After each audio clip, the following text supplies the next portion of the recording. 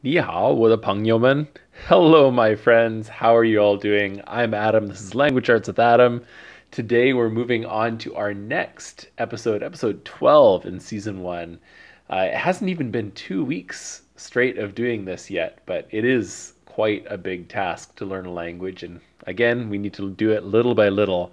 So, last time we left off, we just had entered into the blacksmith's shop in the city, and we are coming around the room now and looking at the main area in the room where we have a bunch of forges, a lot of blacksmithing stuff going on. So I thought I'd try to take advantage of that. And here, we're only going to cover two of them, and then we'll cover the other two tomorrow because I don't want to take on too much at a time. Because, when you're trying to memorize something, you try to do too much and you forget everything, right? So, number 27 here. Pikachu makes fun of the blacksmiths for putting a watercolor painting above their main doorway. Are you men? Only grandmothers hang pictures at the top of their door frames.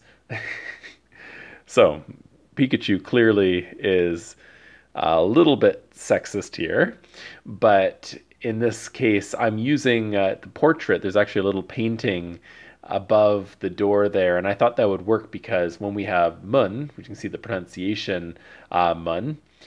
We know that because it's Pikachu, the second tone. Uh, we have the gate, and it doesn't really look like a gate if you look at the character. It's kind of like a gate, but then it's got that little drop at the top. So I thought I could use the painting to sort of give myself a hint about trying to remember that little bit, that little piece there. And door, of course, is the meaning. It also is gate.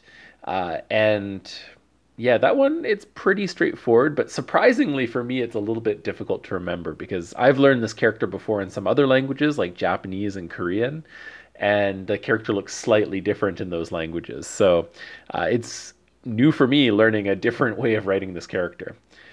And number 28 here, we have Kirby. So we know this is going to be the fifth tone or the zero tone, the neutral tone.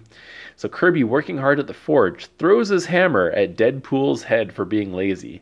Why are you standing next to the door? Get your ass over here and help us men. Well, there's another example with men in it, and this one, except of course the pronunciation isn't men, it's mun. So slightly different pronunciation than what's written there.